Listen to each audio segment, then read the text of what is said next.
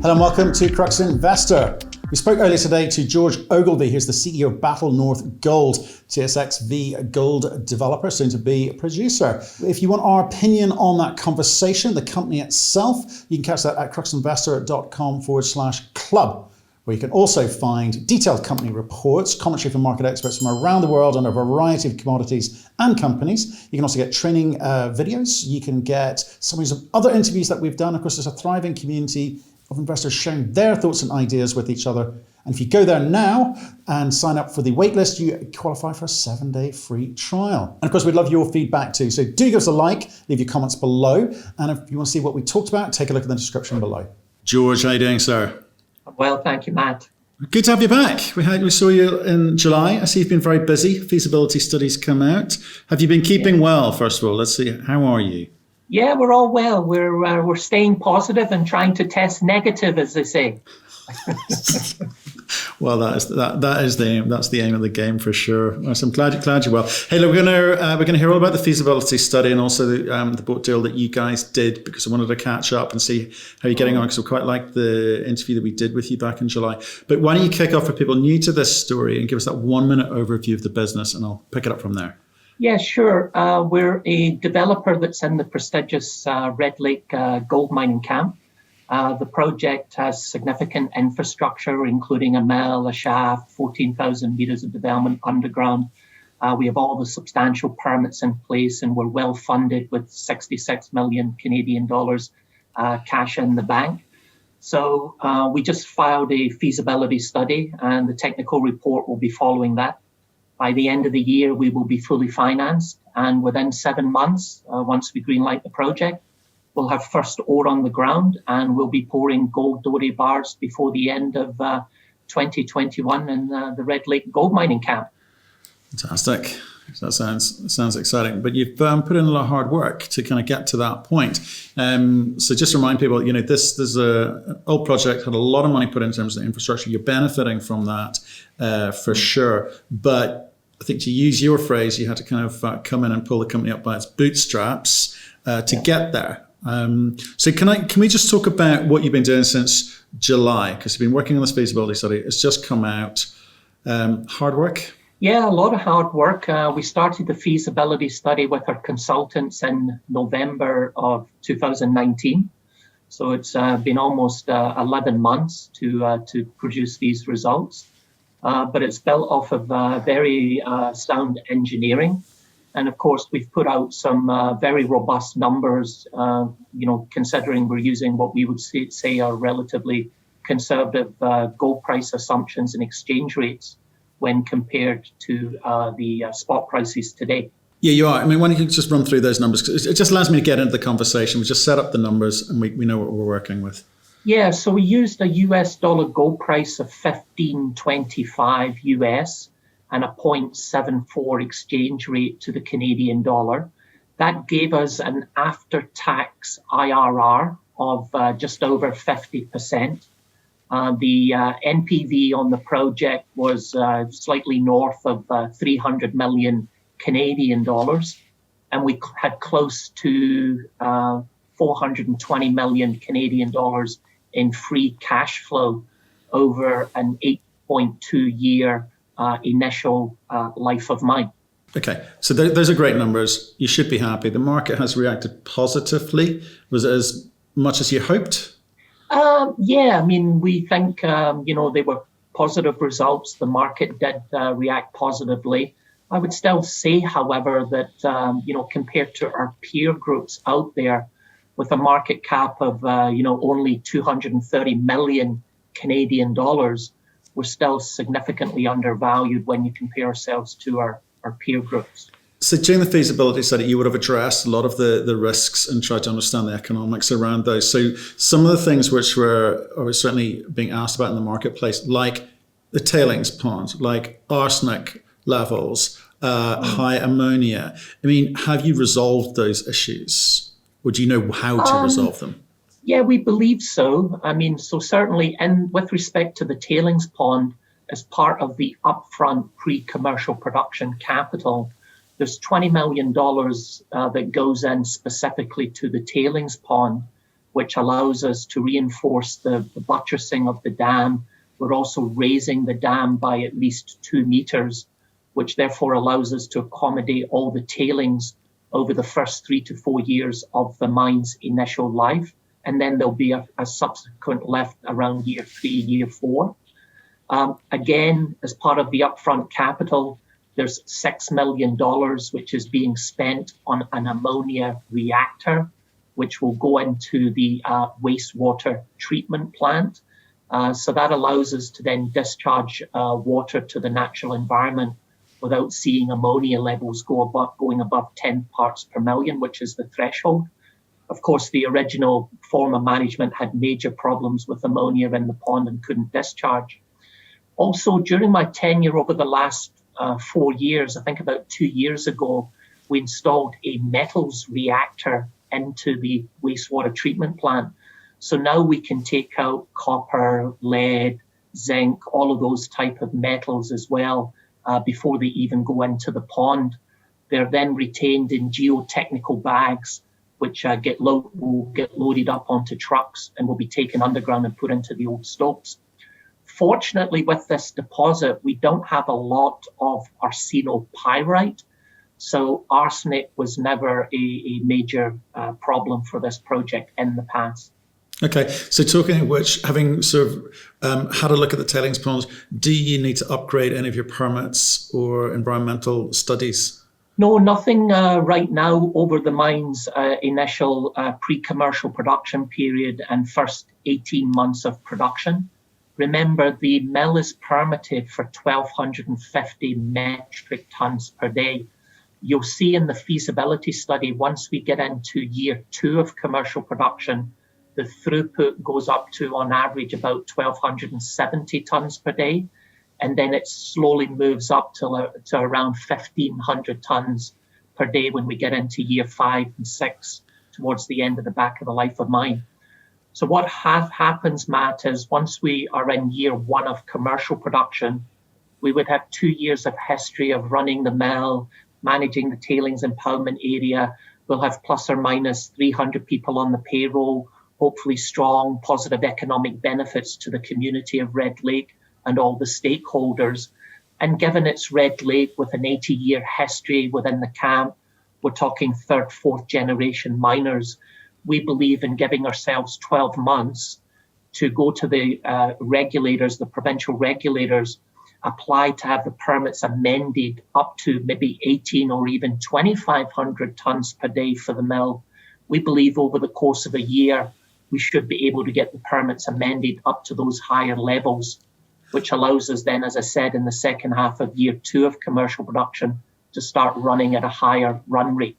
You're quite cautious, and obviously because of what you walked into, I can understand why you're doing that. 1,525 gold for the feasibility is I think reasonable. We've had people walk in here and base it on 1,900.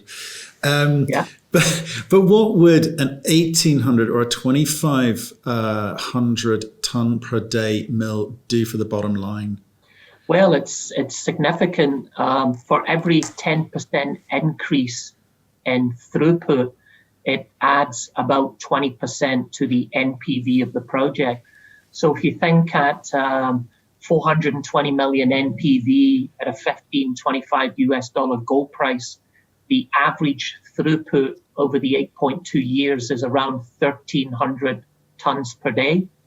If you were taking that up to, let's say, 1,500 tons per day, you are going to add $80 to $100 million of value to the NPV at the same gold price. So suddenly now you'd be looking at an around 500 to 520 million NPV on a $15.25 gold price. And you're basing that on what? A sort of 5.5 gram delivered to mill level, are you? Yes. Right. The feasibility study now with reserves shows the diluted head grade to the mill of 5.5 grams per ton. Right. Okay. I mean, significant. That's something you need to work to, but you've got a few baby steps to deliver before then. Talk to me about the money you raised, because when we spoke last year, 12 million in cash. You've gone and raised 61 million in a bought deal. I mean, where's that come from? Yeah, so it was a bought deal, and it was a very strong institutional following. That came from existing institutional shareholders and also some new ones that we brought in on the book. I think the largest one would have been Fidelity out of Boston and Toronto. So obviously that's a significant fund. And, I think the fact that we can attract those type of blue chip names tells investors a lot about the project and the credibility of the management team. So today, cash in the bank, we have approximately 66 million Canadian dollars in the bank. $10 million of that, however, must be allocated to the regional exploration program because those monies were raised using flow-through Canadian exploration expense. So we have approximately 55 million which can be allocated to the project today. The feasibility study revealed that there was a $93 million Canadian funding requirement. So that would tell us that the math on that is we need about 38 million Canadian dollars to make up the funding gap. I'm happy to advise you and also the people listening to or watching this video that we currently have potential debt providers that have put term sheets in front of the company today for up to 50 million US dollars in a credit debt facility. And we're quietly confident that by the end of the calendar year, we will have a fully funded project. Fantastic. So that's also going to allow you to take out the Sprott debt, which is, I think, due December 2021. When do you make that decision? Yeah, I mean, obviously a 50 million US facility is approximately 65 million Canadian dollars. So it's, way more above so let's call it 40 million that we need in funding requirement. So that's one possibility for refinancing or taking out the Sprott facility. Another option would be that in the second half of next year, as we produce our gold, within the feasibility study, the revenue from gold sales is all in there at 15.25 US. But we could be selling our gold next year at 1,900 US dollars an ounce, which is approximately an additional 500 Canadian dollars an ounce. If you work that out on 48,000 ounces of pre-commercial production, it's going to give you almost an additional 25 million Canadian dollars in revenue from gold sales, which more than offsets the $15 million of lending or the debt that belongs to Sprott Lending Resources. Okay, understood. I mean, you sound in a very good position financially, and it's giving you optionality to get things done and get things done at pace, which is something I know you're keen to get across last time we spoke. I wanted to pick you up on something you said last time, though, because we talked about the tax loss benefit, right? And the example you jumped to straight away was an M&A scenario. And yeah. I'm wondering why you jumped to an M&A scenario and you didn't give an example where perhaps you could be the beneficiary of this. So talk to me about your thinking. Is that where this is going? Well, M&A scenario, obviously the tax loss pools could be used by the company if we were looking to acquire another asset ourselves. And at 1,900 US dollars an ounce, the feasibility model shows that there's actually still some tax pools remaining. So if we were to do an M&A transaction ourselves over the course of the next couple of years, it allows us to move those tax loss pools forward in time, and then we get the time benefit of the money. It's no different than improving the cash, the revenue coming from gold sales early on in the project's life. It improves the IRR and the free cash flow and the NPV of the project. So we're not at a stage just yet as a company where we could consider an acquisition, but certainly towards the end of next year with our first mine in production and moving to commercial production and generating $40 to $50 million in real free cash flow, if not more, using spot prices, we don't want to be a single asset company. We do have a mandate from the board to look at being an acquirer. And of course, if we could pick up other assets in Ontario, it would allow us to use those provincial tax loss pools as well. There is another benefit to the tax pools. However, if there were strategics out there themselves that were looking at, credible projects with good management teams in safe jurisdictions, a lot of corporate gold mining companies today at these type of gold prices are generating significant free cash flow. We see that because they're all announcing week by week increased dividends. So if they have any tax pools themselves, they will be eating through them at an accelerated rate. And what an opportunity to pick up a very undervalued project with huge strategic tax pools that could offset the acquisition cost. I'd be disappointed if you didn't say that, George. I was just trying to work out which side of the fence you were on. So that's fantastic. We're sitting on the fence. You know what I mean? Because at the moment, it's a great environment. It's a very frothy gold environment, and there's a few targets out there, but they're going to be expensive. So it's a question of what your priorities are, because you've also got your own targets. You've also got your own regional land packages that you need to develop out. And I think you're demonstrating to the market a consistent approach to delivering what you say you're going to deliver. So I think that's great. But now what? Now, what are you going to do? You're going to be pouring maybe July next year, which is fantastic. That boat's running. Nice. We like that. But how do you deliver more growth, more excitement in the market? Yeah, good question. So when we realized that, we were going to have a robust feasibility study in the early part of this year and the mill wasn't going to be fully utilized, we started turning our attention to what we call the string of pearls. And these are 4 deposits. One of them is a former producing mine at McFinlay. You've got the Pen, the Carbonate, and the Island Zone. And they all sit within 2 kilometers of the mine and the mill infrastructure. These deposits were drilled in the past by former management, and they did hit bonanza grades, but there's no 43101s on any of these deposits. So we're now in the process of producing the first 43101, both for McFinlay and the Pen Zone, which will come out in December and January of next year, respectively. And we believe that we're going to be able to show the market that over the course of the next year to 2 years, as we continue to drill those deposits out, they could certainly act as incremental feed into that mill. And remember what I said about increasing the throughput through the mill and what it would do to the margins and the economics of the project. Then beyond that, we've now started to turn our attention to the regional land package, which is extensive. So we have 28,000 hectares of land in Red Lake. It hasn't been explored for well over a decade. And as I said earlier, now we have $10 million cash in the bank that must be spent by December 31st of 2021. So we did a review of our entire regional land package already in 2017. So we have targets prioritized. We know what work has to be conducted, and we have a budget for those high priority targets. Last month, we applied for permits to undertake a winter drilling campaign on our top 2 targets. The permits take about 60 to 90 days before you receive them.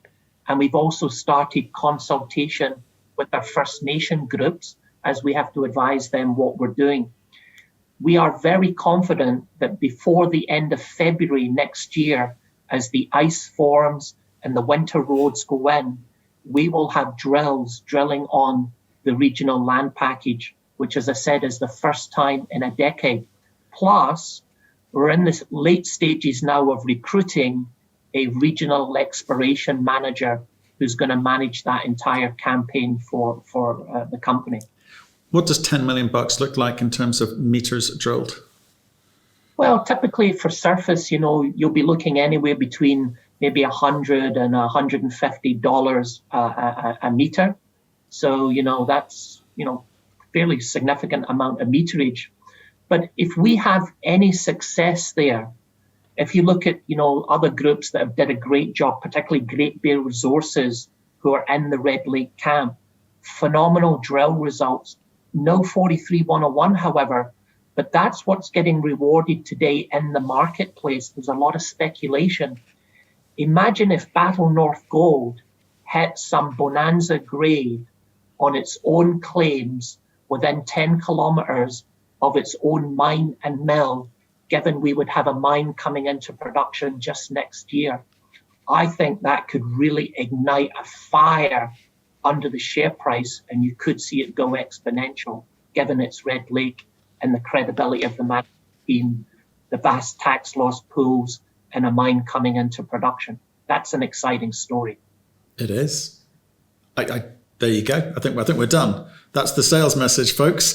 I think there's so many positive components here. I think that people are starting to look at you again, and will continue to look at you, especially with this drilling. That's the bit that kind of gets me going, because you've explained the story of how you get into production. The numbers are there. All the elements are in place. Infrastructure is there. It's if you can fill the mill, that feed the mill, and these regional targets actually start doing something for you, it could be very exciting for you. So thank you very much for your time today, George. As always, enjoyed talking to you. Very thorough, definitely in control, and we look forward to speaking to you again. Yeah, I look forward to it, Matt. Thank you ever so much for your time today. Greatly appreciate it.